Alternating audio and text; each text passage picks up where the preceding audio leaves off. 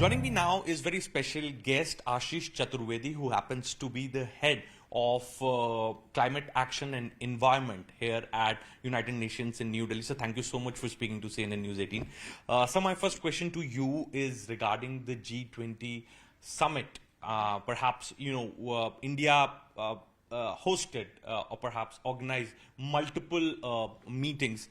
And how do you see this G20 presidency of India advancing the discourse when it comes to environment, climate change, with the working groups, the meetings of the working groups? How do you see that India's chair is going to play a significant role in this particular area? Thank you very much for having me on the show. The idea behind the Indian presidency was very straightforward. They really wanted to put certain priorities related to environment and climate on the agenda. So under the Environment and Climate Sustainability Working Group, there were three priorities which were identified to push the environment and climate agenda, which is in alignment with the government's priorities. So for instance, the first area was on biodiversity, land degradation, and ecosystem restoration. The second one was on blue economy, so fostering a climate and environment resilient blue economy. And the third priority was related to resource efficiency and circular economy. Now, all these three priorities have been very high on Prime Minister Modi's agenda as well. So this was kind of almost, well, not a surprise that these priorities were pushed during the Indian presidency. And these are all kind of interrelated issues and challenges. For instance, the big goals, the Paris Agreement, as well as the Kunming Montreal Global Biodiversity Framework, as well as the Land Degradation Neutrality Challenge, are global agendas set up by the UN. Of course, the UN is championing them as well, but India's actually translated them as really high priorities domestically as well, and that's why they were pushed during the G20 presidency also. So why was blue economy chosen as one of the key areas for India's presidency? So the blue economy essentially means that how do you start using the coastal and marine resources much more sustainably. You might know that all G20 countries are coastal states, all of them. 45% of the coastlines of the global sort of economy are in G20 member states. 21% of the exclusive economic zones are in the G20 member states. However, there is no globally agreed definition of blue economy. So, and the blue economy offers major opportunities for economic growth as well as environmental sustainability. For instance, the resources in our oceans are key absorbers of greenhouse gas emissions. So the oceans are a big sort of absorbers of greenhouse gas emissions. The coastal and marine resources provide livelihoods to communities.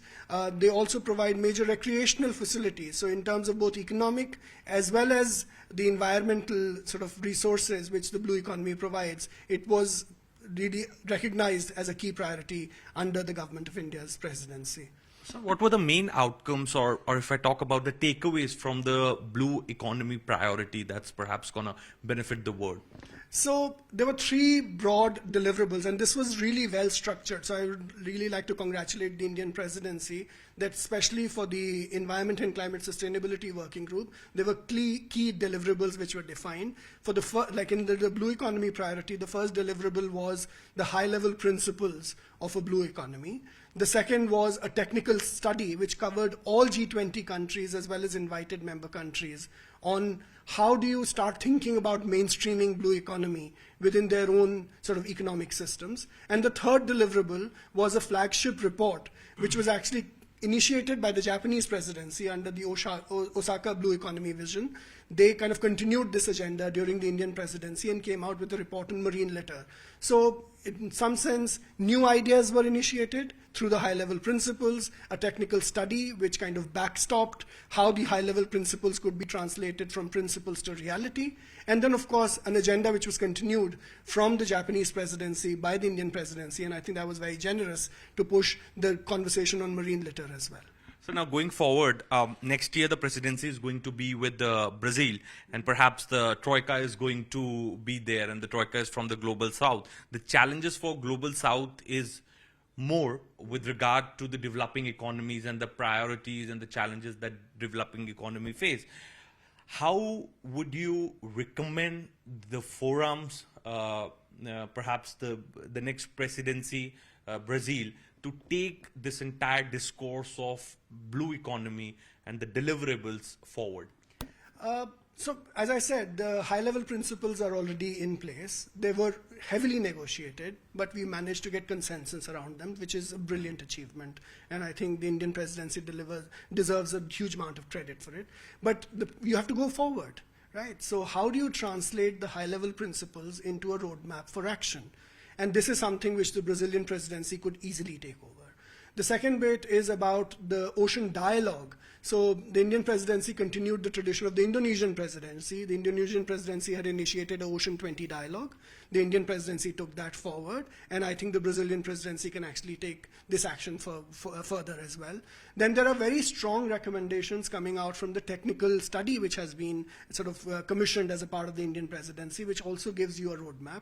That can then be mainstreamed, and countries could potentially report it during the implementation roadmap, which is identified under the Brazilian presidency. So I think there's a strong legacy which the presidency has created, and that can actually be taken forward by the Brazilian presidency as well. So here, whenever I get chance to speak to people related to the G20 Secretariat or maybe the Ministry of External Affairs, sir, I get to know, or perhaps even in general also, those who talk about the climate-related issues, they talk about financing. You know, financing, funding is going to be a critical challenge for even the developed world and the underdeveloped world. Developing worlds pledged some amount, but they were unable to deliver. You know, when we say that we have plan ready, when we say that we have countries committed to that plan, then obviously the most obvious question is that where will funds come from? What is the roadmap to get those funds, or perhaps financial institutions, or how can we get the blended finance together for this entire purpose? So as a part of the Indian presidency as well, there was lots of discussion on climate finance and sustainable finance under the Sustainable Finance Working Group. Of course, there are challenges, and no one can deny them. In a fiscally constrained world, it's very difficult for a lot of countries to mobilize resources domestically. And just imagine if you have problems mobilizing resources domestically, how do you actually meet targets which are internationally committed as well? We've seen some amount of push during the presidency, and I think the Indian presidency did that fairly well in terms of putting the Global South's agenda fairly forcefully forward. There has been some reception. Of course, the Leaders' Summit is next week. We will see maybe more progress, maybe some more sort of discussions. But I think it's a debate which is not going to get settled today or during one presidency. It's an agenda which has been set. The next COP, which is going to be in the UAE, is also going to be a climate finance focused COP. So we've already seen an announcement by the UAE presidency of a certain fund which is being created. So this is a space worth watching. And of course, we need to make sure that there is enough momentum which has been initiated by the presidency to take the conversation further ahead. Thank you so much. Appreciate talking to us. Thanks Thank so you. much.